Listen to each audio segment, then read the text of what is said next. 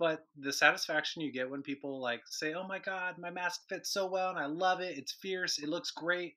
Like we made that and that We feels made it. really good. Hey everyone, welcome to another episode of Big Thoughts, Little Talks, a show where I talk with people finding creative ways to turn obstacles into opportunity. In this episode, I talk to Ellen and Matt, a couple in San Francisco who create, sell, and donate handmade masks under the excellently named Babe Cave Sewing. In their short existence, they have already sewn more than 800 masks and donated over 200 to medical and essential workers. In this episode, we talk about why they started making masks, how this hobby became a full-blown side project, and what the future might look like for Babe Cave Sewing. I hope you enjoy. Babe Cave Sewing. We are a brand new, very small sewing production that we named after our Wi-Fi. And we're making masks. We are making reusable fabric masks to wear during this pandemic, maybe after, depending how long it lasts. And it kind of caught us off guard how fast we got requests. So we're maybe, a month? Not even. Yeah, Not even a month old. Yeah, that's really awesome. I remember seeing on Facebook your the first post I think you made about masks, or one of the first ones was on your birthday, and you mentioned for your birthday that all you wanted were donations for mask supplies, and I thought that was super inspiring, and it's amazing to see like how it's grown into this. So I'm curious, like how many masks have you made so far? Do you guys have the count? We do. Matt's an accountant, so we should definitely have some numbers. Great. With the batch that we're working on right now, we'll break 800. 800. 800. Okay. Wow. So yeah, I did my Facebook stalking. Like I think only a couple weeks ago it was like 200 or so, right? So this Something like it's that. really ramped up. Yeah.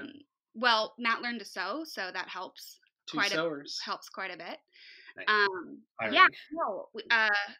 So my birthday was March 23rd, and a couple days before that, on March 20th, I actually went back to look it up and get those dates.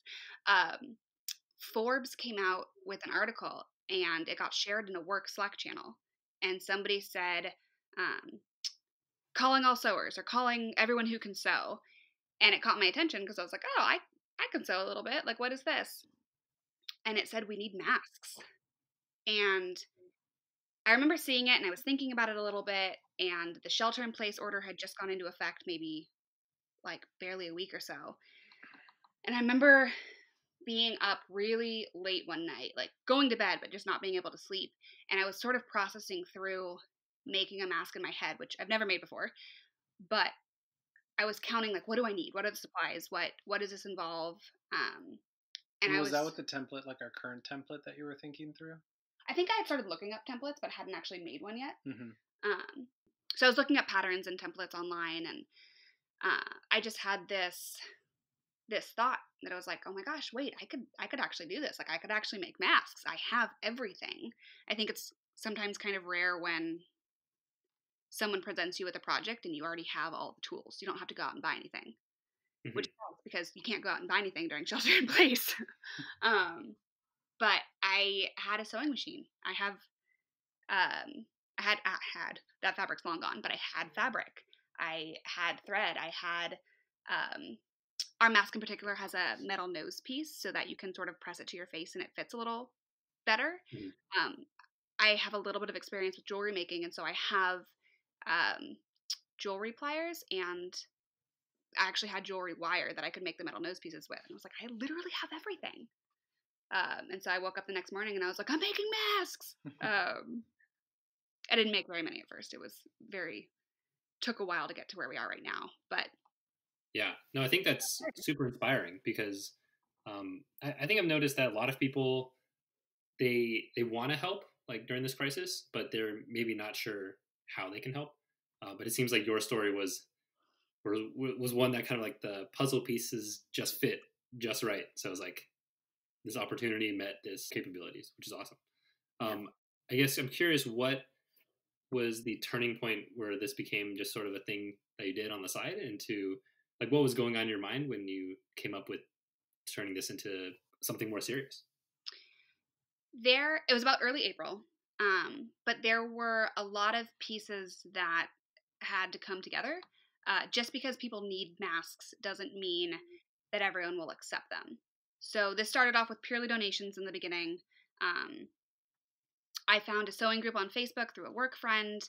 They were gathering some supplies. They had some information, and it's not to say this has never happened before. We read a couple articles on the 1918 Spanish flu, and it turns out in many places, but also in San Francisco, they had mandates that essential personnel had to wear masks. So this has happened before, but with everything happening these days, there's no standards for what clinics and hospitals will accept homemade masks.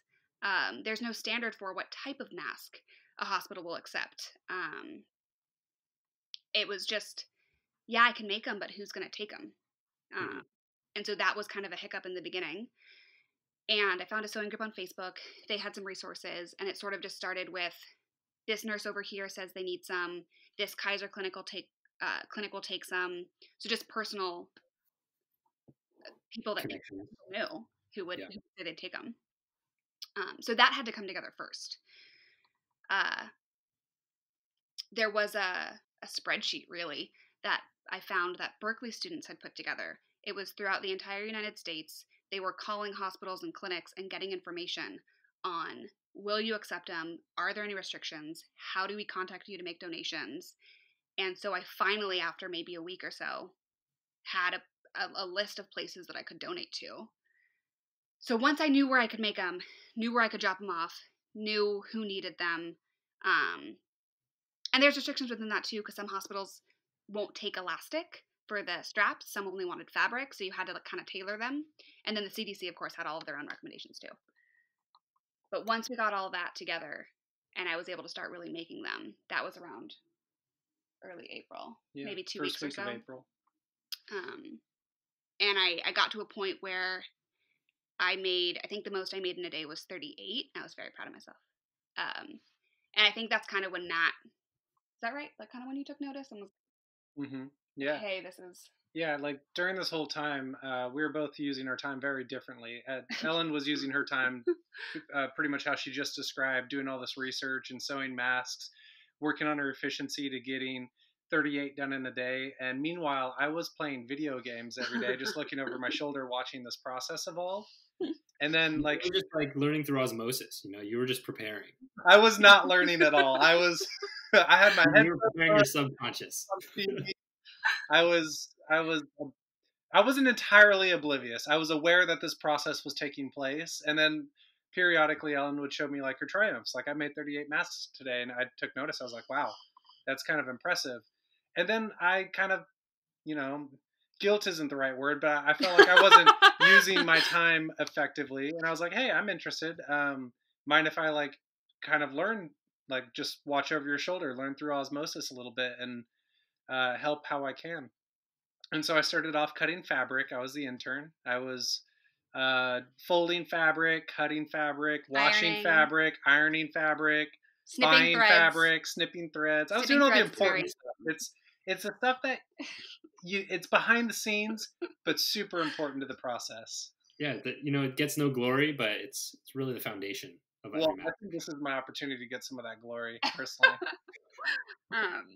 Yeah, no, he started doing. He's actually really good at ironing.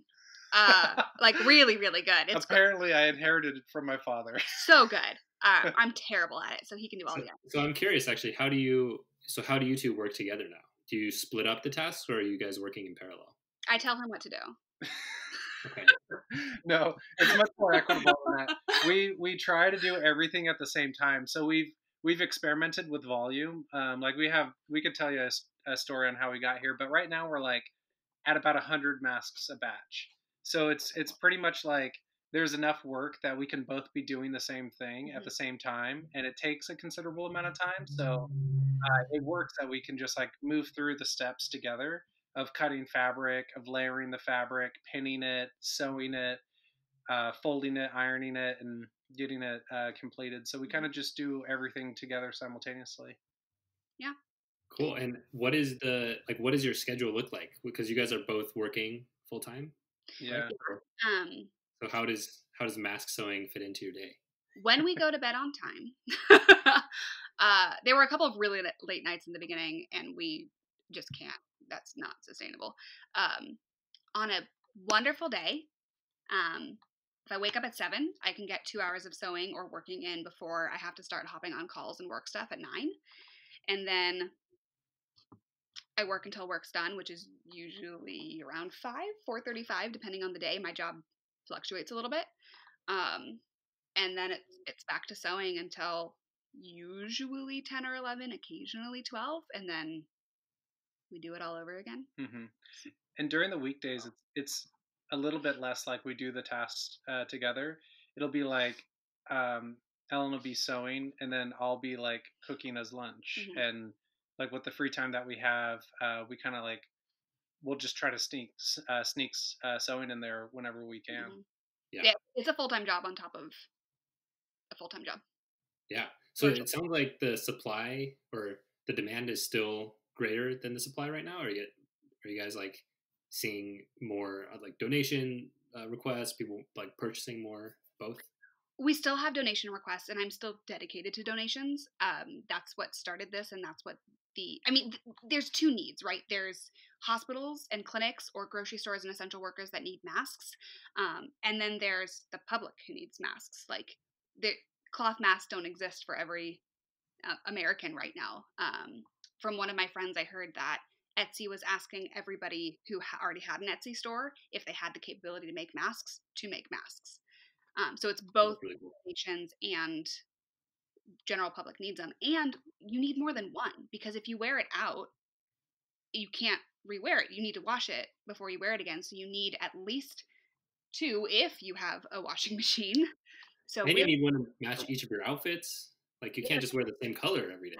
Yeah. There's fashion considerations, of course. Thank you, Peter. I'm glad you brought that up. It's very important. Very important. No, so I think there's demand for both. And we were definitely a little overwhelmed in the beginning. We had no idea if anybody would want one, or how many they would want. I mean, every step of this is a learning lesson.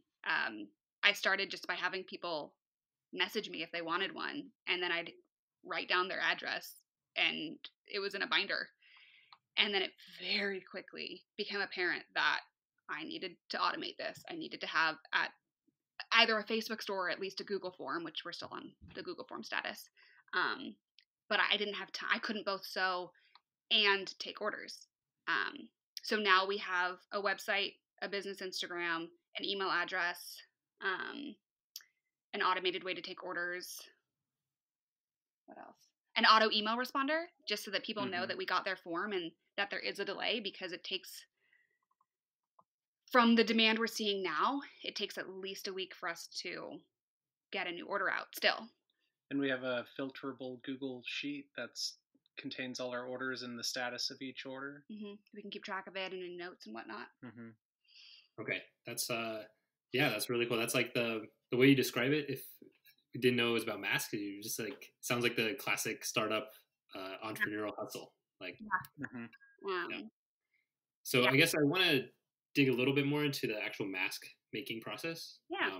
So how long would you say does it take to make a single mask? Or does it not make sense? Is it always in batches? So my old roommate bought some masks, and she wanted to do a no contact porch pickup, just because she needed to get out of the house. And I had gotten busy and distracted and forgot when she was coming to pick them up.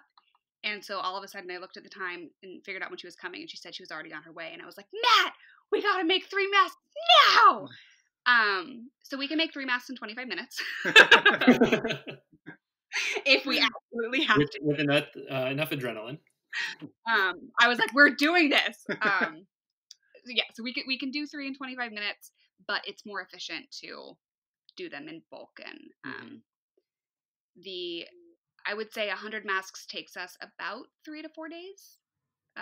Depends a little bit on our workloads, if we're talking weekends or weekdays. Okay. And what is the trickiest part, the hardest part about the whole mask making process right now? Well, it's actually a fairly simple process. That's one of the interesting things that I've learned from this is when you look at an individual mask, it's not such a complex thing. It grows in complexity when you start doing a batch of 100 and then managing that because there are steps. And like one of the lessons we learned is when we were trying to grow our production, we had a really high expectation of what we could manage in a batch, and we tried like 165 in one batch. And what we learned was every additional mask that you add, it like prolongs the feeling of like satisfaction that you get from Yeah. completing it, and it's just like one extra mask that you have to perform like all the steps for, and then you times that by like 60 extra, and the burden really uh, became pretty heavy, and it became inefficient, and it just dragged out, and we Mhm. weren't able to like finish the batch in a reasonable amount of time. I think it probably took us like 6 days or something like that, Yeah. which um, I got frustrated and I got yeah, almost unhappy. And then as we finally brought it to a close, I realized it's like, oh, I need to feel accomplished yeah. faster than this. It was the emotions. It wasn't fun to do when we did a batch like that. Yeah. It was more stressful than it was enjoyable. Mailing them out is fun. Yeah. You like finished them, and then you get to put them in the mailbox. Yeah. Yeah, it's like tuning the cycle time to complete a mask so that Never you would still have. have the motivation to keep going. Yeah. And that was kind of tricky because like when we were first doing this, we were so motivated. We were like, "Oh my gosh, this is awesome. We're making an impact. Like this is exciting." And then we kept like getting more and more ambitious. And then we just had that one really big batch and we were like, "Oh, wait a minute. Too much. This can be like stressful and not as enjoyable." So Yeah. that was definitely probably one of the more complex things for us to figure out because it's like a mixture of like our schedule and our workload, which is always changing. I think truly though the hardest part isn't the mask; it's the all the lessons learned along the way, but managing expectations of customers and combining that with what inventory we have. Supplies are in high demand right now because of the world. And we are buying things on Joann.com, or we actually tried to purchase from Walmart at one point and that order got canceled. But we'll build a cart with Joann with, I don't know, dozens of yards of fabric and 8 to 10 different kinds of fabric. And their inventory is depleting so quickly that you'll submit the order, get an email confirmation, and sometimes within minutes get a secondary email that says, "Uh-oh, items from your Joann cart have been canceled." So you don't always know what you're going to get.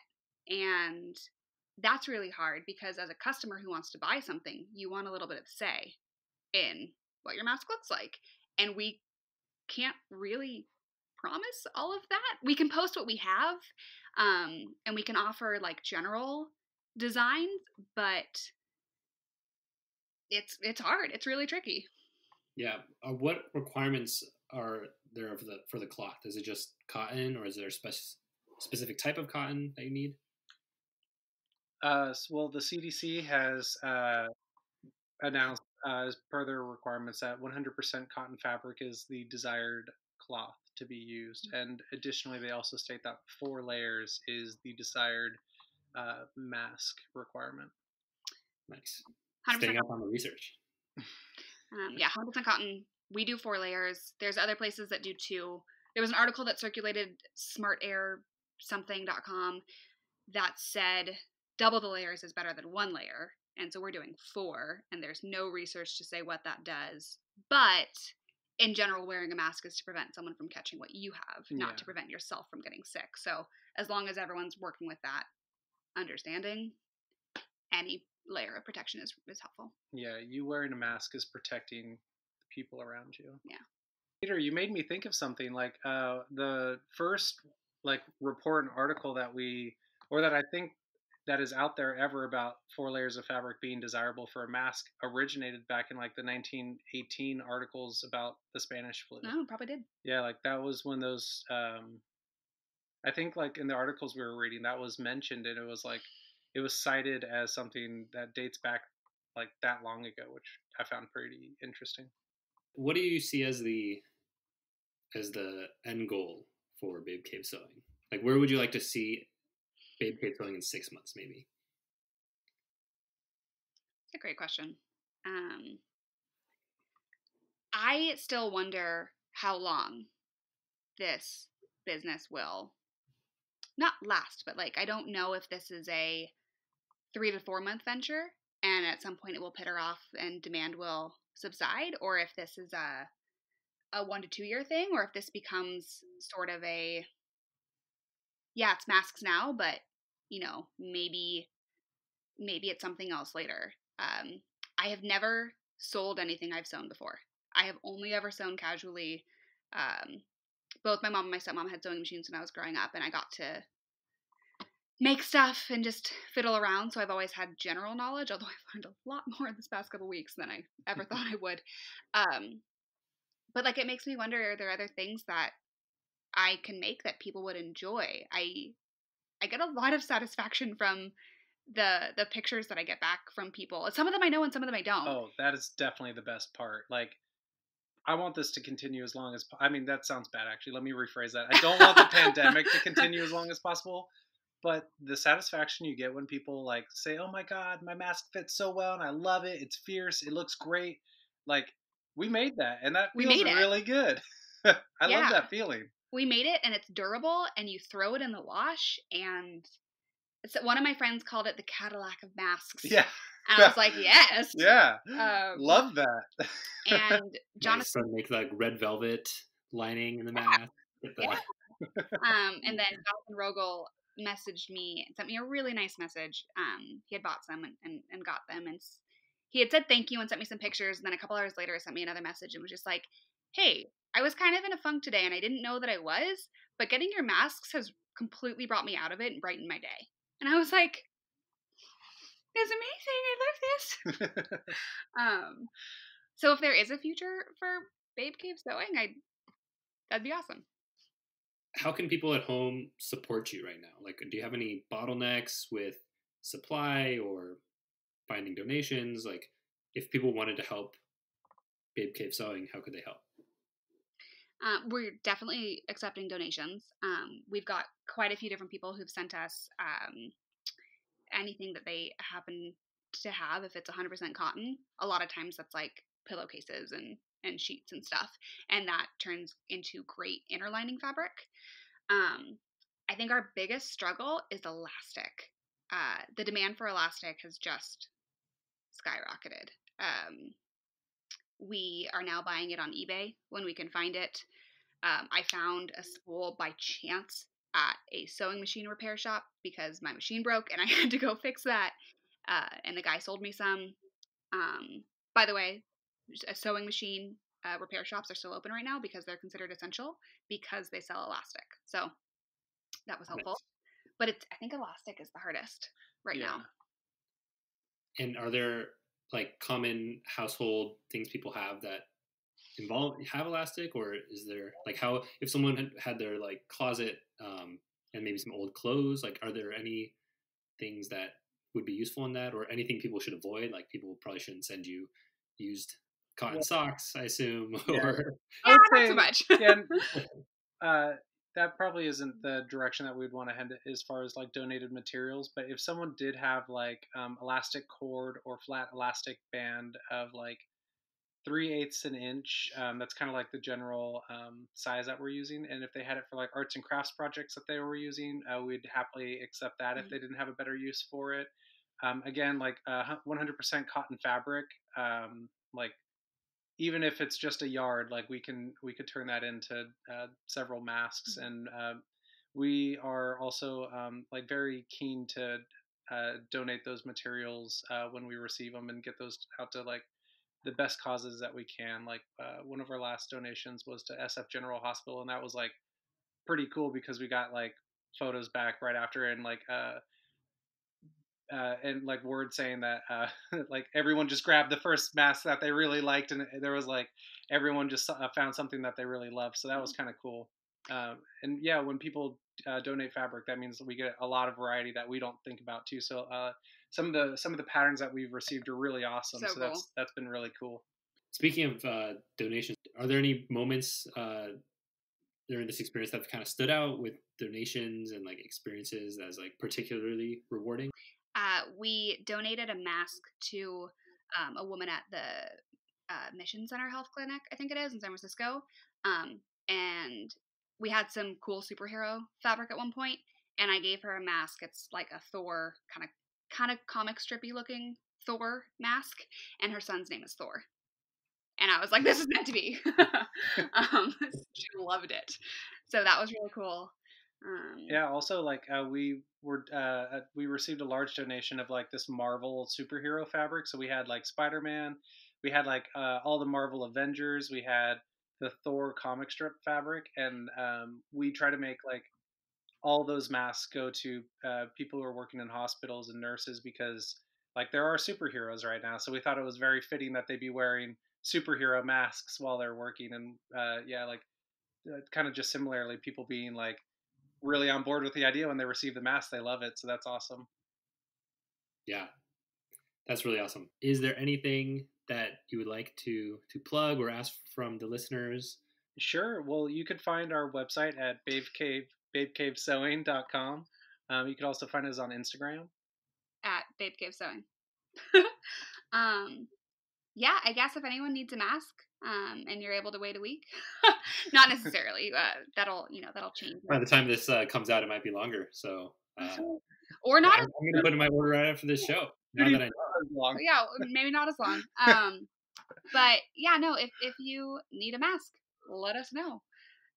We're working to figure out how to standardize our inventory for the future so that we can post actual fabrics that we have on hand and will reliably have on hand for the future, so people can truly order and know exactly what they're getting. That's kind of where this is headed, hopefully in the next couple weeks.